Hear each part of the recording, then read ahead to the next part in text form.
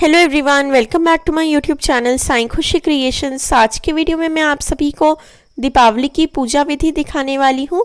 तो चलिए वीडियो शुरू करते हैं।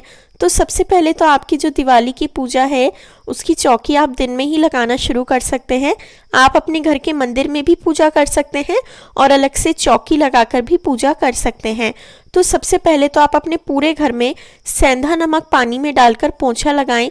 इससे जो आपके घर की नेगेटिविटी होती है वो दूर हो जाती है और घर में पॉजिटिव एनर्जी भी आती है। तो आपको आज दिवाली के दिन घर में सेंधा नमक मिक्स करके पानी में पोंछा लगाना चाहिए। पूजा स्थान पर भी पोंछा लगाएं और आप चाहें तो अपने पूजा स्थान को डेकोरेट भी कर सकते हैं। अब पोंछा लगाने के बाद दिवाली पर रंगोली बनाने का विशेष महत्व होता है। मैं पूरी जगह पर गंगा जल भी छिड़क रही हूँ। आप अपनी पूजा की सारी सामग्री पर भी गंगा जल छिड़के और गंगा जल छिड़कने के बाद अब मैंने यहाँ रंगोली बनाई है।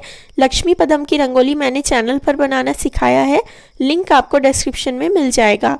तो इस तरीके से मैंने हाथी की और लक्ष्मी पदम की रंगोली बनाई है। आप भी दिवाली पर रंगोली ज़रूर से बनाएं, चौक आप ज़रूर से मांडें। जैसी भी रंगोली आपको बनानी आती हो आप। अब अगर आप अलग से चौकी लगाकर पूजा कर रहे हैं तो पूजा स्थान पर चौकी रखें। चौकी पर आप लाल रंग का कपड़ा बिछाएं। माता लक्ष्मी की पूजा में लाल गुलाबी रंग का विशेष महत्व होता है। इसके बाद विष्णु जी और लक्ष्मी माता की फोटो विराजित करेंगे। तो माता लक्ष्मी उसी घर में स्थायी वास करती हैं जहां उनकी पूजा भगवान विष्णु के साथ करी जाती है। तो आप भगवान विष्णु यानी उनके पति को भी उनके साथ पूजा में ज़रूर से विराजित करें। अगर विष्णु जी की फोटो या मूर्ति नहीं है तो आप सुपारी के रूप में विष्णु जी का आवाहन करके उनकी भी पूजा कर सकते हैं। इसके बाद लक्ष्मी जी, गणेश जी, सरस्वती जी को विराजित करेंगे। आप अपनी जो है पीतल की मूर्ति भी रख सकते हैं और अगर आप हर वर्ष नई मूर्ति लाते हैं तो आप नई मूर्ति जो लाए हैं उनकी पूजा करें, उनको अपनी पूजा में विराजित करें। तो यहाँ पर मैं लक्ष्मी जी, गणेश जी, सरस्वती जी तीनों को चंदन, रोली, चावल लगाकर पूजा में विराजित कर रही हूँ। चावल का आसन देकर आप भगवान को विराजित करें। इसके बाद दिवाली की जो पूजा है वो बहुत बड़ी पूजा मानी जाती है। हमारे सारे त्योहारों में से प्रमुख त्यौहार दीपावली है। तो आप उस दिन नवग्रह और षोडश मातृका भी ज़रूर से बनाएं। तो इस प्रकार से चावल की 9 ढेरी बनाकर नवग्रह बनाएंगे।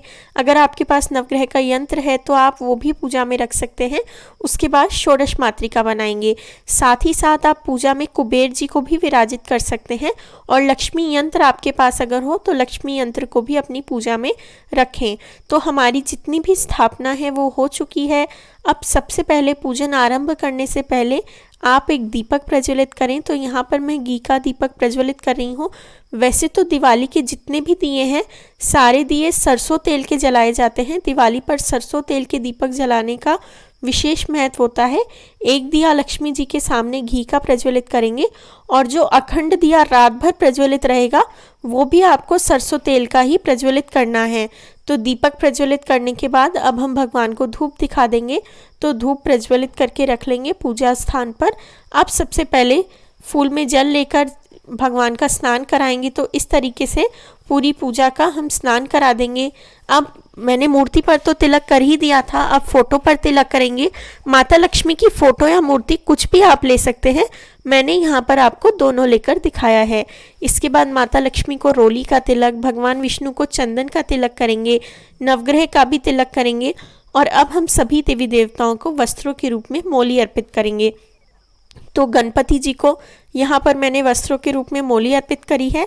अब गणपति जी को जनेऊ अर्पित करेंगे। जनेऊ ना हो तो कच्चे सूत को आप 7 बार लपेट कर भी ले सकते हैं। जनेऊ अर्पित करने के बाद गणपति जी को दुर्वा अति प्रिय है तो उन्हें मैं वो अर्पित कर रही हूँ और फिर गणपति जी को एक फूल अर्पित करेंगे, फिर नमस्कार करेंगे। अब इसी तरीके से माता लक्ष्मी को भी मोली अर्पित करेंगे और माता लक्ष्मी को भी हम फूल चढ़ाएंगे। तो लक्ष्मी माता को मोली अर्पित करने के बाद अब सरस्वती माता को मोली अर्पित करेंगे। नवग्रह पर मोली अर्पित करके नवग्रह को भी जनेऊ अर्पित करेंगे और हमारे विष्णु जी को भी जनेऊ अर्पित करेंगे। षोडश मातृका पर हम मोली अर्पित करेंगे। तो इस तरीके से हम सभी भगवानों को मोली के स्वरूप में वस्त्र माता लक्ष्मी समुद्र मंथन के समय उत्पन्न हुई थी, समुद्र मंथन के समय बाहर आई थी, इसीलिए उन्हें समुद्र से निकली हुई चीज़ों से अति लगाव है, उन्हें वह अति प्रिय हैं। तो आप कमल का फूल, कमल गट्टा, कौड़ी, गोमती चक्र, इनमें से जो जो आपको मिल जाए वो आप माता लक्ष्मी को ज़रूर से अर्पित करें।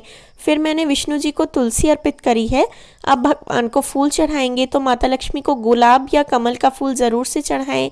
माता सरस्वती को मैंने सफ़ेद फूल चढ़ाया है, विष्णु जी को पीला फूल, और नवग्रह पर हम सभी रंगों के फूल अर्पित करेंगे।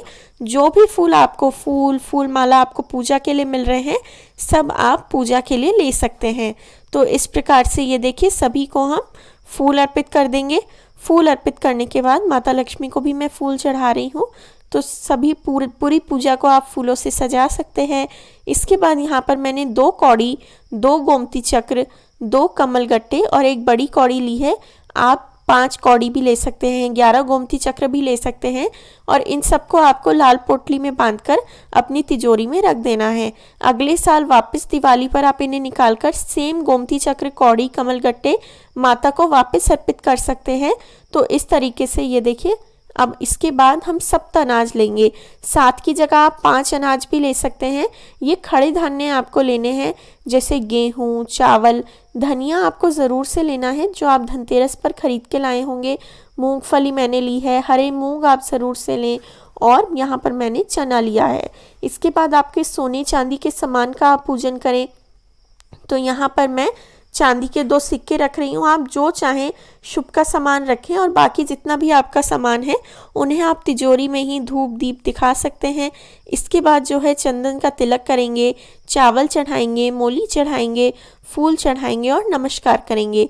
अब षोडश मातृका पर पान का पत्ता, लौंग, इलायची का प्रसाद अर्पित करेंगे, और नवग्रह पर पान का पत्ता, लौंग, इलायची और सुपारी का प्रसाद अर्पित करेंगे।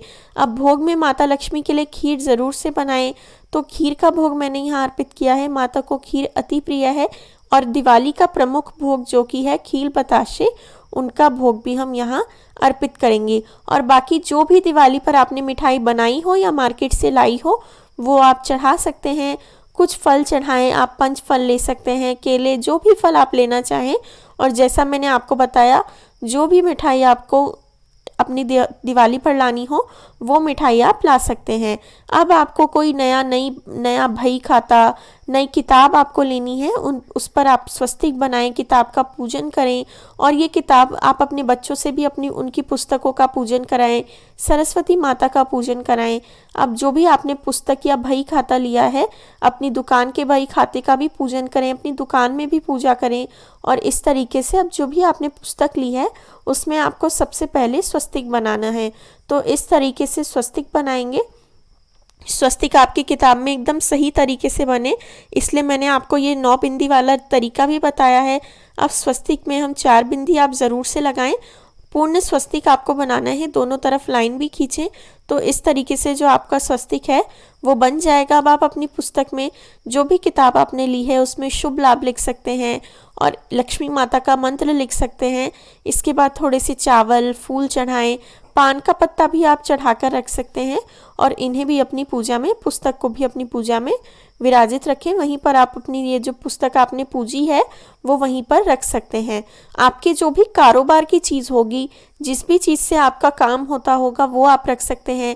अगर आप प्रोफेशनल हैं तो आप अपना लैपटॉप, मोबाइल ये सब रख सकते हैं। आपकी जिस भी चीज़ की दुकान है वो सामान आप अपनी पूजा में ज़रूर से रखें। इसके बाद आपको ये जो लक्ष्मी माता का अखंड दीपक होता है जो अगली सुबह तक प्रज्वलित रहता है, ये प्रज्वलित करना है। तो इसमें आप सरसों का तेल भरकर, सरसों का तेल का ये दीपक जलाया जाता है।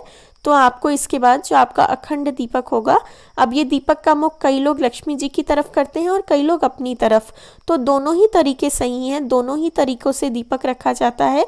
आप उस तरफ भी मुँह कर सकते हैं, यानी ईस्ट डायरेक्शन पे भी मुँह कर सकते हैं दीपक का, या वेस्ट डायरेक्शन में भी दीपक का मुख कर सकते हैं। इसके बाद आपको दिवाली के दिए प्रज्वलित करने हैं। तो 21, 51, 11, 101 जितने भी दिए आप प्रज्वलित करना चाहें उतने दिए आप प्रज्वलित कर सकते हैं। इस तरीके से आपकी जो दिवाली की पूजा है वो कंप्लीट हो जाएगी। अंत में आपको आरती करनी है, सभी देवी देवताओं की आरती करेंगे, और अंत में भूल चूक के लिए क्षमा मांगकर आपको दक्षिणा अर्पित करनी है। इस तरीके से आपकी दिवाली की पूजा जो है वो पूर्ण हो जाएगी। लास्ट में सभी परिवार वालों को मिलकर आखा देना होता है, यानी मूंग और चावल आपको लेने हैं और 3-3 बार या 5-5 बार सभी परिवार वाले अपनी पूजा में, ये जो है आपकी दिवाली की पूजा में अर्पित करते हैं। इसे आखा घालना बोला जाता है। तो खील भी इस तरीके से अर्पित करेंगे और मूंग चावल भी अर्पित करेंगे। ये संपन्नता का प्रतीक माने जाते हैं और मूंग पूजा में अर्पित करना भी बहुत शुभ होता है। तो इस तरीके से आखा अर्पित करने के बाद सब लोग धोख दें, माता लक्ष्मी से आशीर्वाद लें और अपनी मनोकामना माता से आप कह सकते हैं। इसके बाद अपने बड़ों से भी आशीर्वाद लें और आप अपने घर में पूरी जगह पर दिए रखें।